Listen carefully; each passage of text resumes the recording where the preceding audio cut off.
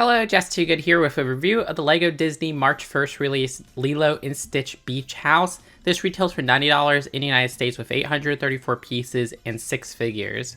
This was sent to me early by LEGO to review. Now, the Stitch minifigure is an interesting case. This is the exact same printing as a 2016 LEGO Disney CMF Series 1 Stitch, except this time it's printed on a slightly different blue color.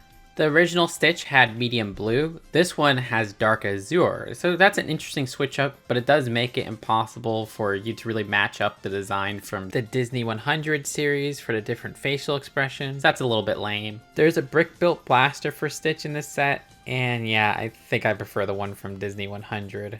The Lilo minifigure is slightly different from the Disney 100 Ideas set that released last fall.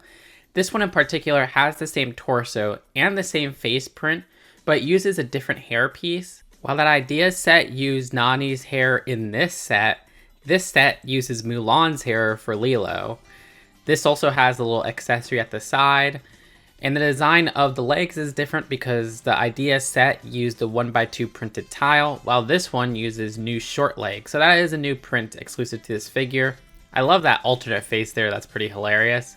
And I also like how she has her camera as an accessory, as well as her ukulele as an accessory. I mean, it would have been cool to get an actual ukulele piece. They use a guitar, but it's not a big deal. Here's the first time we ever get Nani in a LEGO set. And this design, like I said, uses the Pocahontas hair from Disney 100 series. I love that torso print and the leg printing there. Those are both fantastic casual clothes. And her new face print also has an alternate face at the back where you do get some back torso printing as well. David also appears in here for the first time. I love the new torso, face, and leg printing. That's all fantastic. He also has new printing on the side of one of his arms, which that's great as well. You got some back torso printing, as well as an alternate face where, like Nani's alternate face, he looks extra happy. And since he's a fire performer, you get some sticks of fire. Now, the design of Bubbles is interesting. I mean, it's cool to get him for the first time as well, but the face print, which is the new print, almost looks like he has a mustache, which he does not. Yeah, that's supposed to be like the lip design. It just looks weird. I don't know, that doesn't work for this figure. It is nice to get the suitcase piece in that flat silver, which I think only came in the Avengers Tower aside from this set in that color. And you could see the back torso printing. And I love the build for Scrump. The design of this uses the Dreamling body from LEGO Dreams, which is absolutely perfect. I do love the new face print as well. The only thing is that that Dreamling body can't be held by the arms, but you could have them hold the underside. So it looks a little bit oversized for Lilo, but whatever. I also think the circular tile with the hole in it just doesn't fit for the bow. I think LEGO did the beach house quite justice in its sizing and what it captures. I love the mix of colors captured here with stuff like the shingles on the roof, which have slight color variations, which makes it look all the more authentic. At the front here, we have that nice new door piece that also has a little doggy door. That's great, and how you could open that from the interior is a lot of fun. With the exteriors front, I also like the design of the flowers on the windowsills. I also like the design of how it almost looks like there's a basement with the grating 1x4 right there. Also the design of the plants, which on one side of the house, we have this lovely tree, another design for a plant, but that's really all that's there. On the other side, you have another build for a tree. The use of that newest plant piece for the branch is pretty excellent. But there's also window pieces which open as well, and the surfboard rack, which those both use stickers on there. Notice how there's a hidden Mickey on one of them. That's actually a lot of fun. But I do get very annoyed by these stickers, which are hard to line up, and I wish these were prints, as we've gotten printed surfboards before. There's also a little frog, which is just a nice little environmental inclusion. Anyways, for the interior, I feel like it's even more roomy than the Up House, which is a similar Disney set. This living room has a design of a couch that I kind of adore. Like, this is a really interesting couch build that works super well. I also love this printed minifigure head of that really funny scene from the movie. My friends need to be punished. That works great. There's only printing on one side. And you get a build for the record player as well, which almost feels a little bit oversized with how much space it's taking on the floor there. but still works for an interesting and different record player build.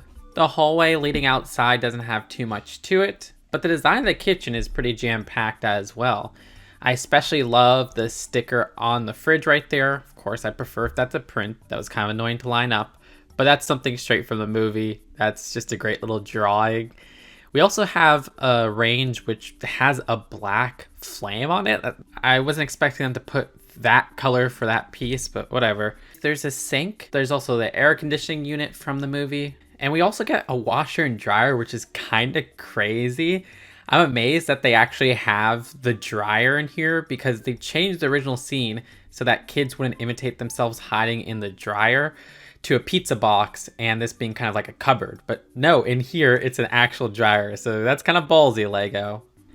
At the top floor, we have Nani's room. The design has a slightly bigger bed than Lilo's bed. And we also have a really cool build for the lamp right there. I love the piece uses right here, which is a clever part usage to give it a very peculiar lamp design. And it's nice to get that piece in green. But what's super awesome is the Mulan poster at the corner. Like, that's literally a specific Mulan poster. Nice reference for Disney fans. That's a sticker, unfortunately not a print, but I'll take it. In the middle, there's another great 2x2 sticker. The design of this shows Jumba and Pleakley, which, come on, Lego, they should have been in this set.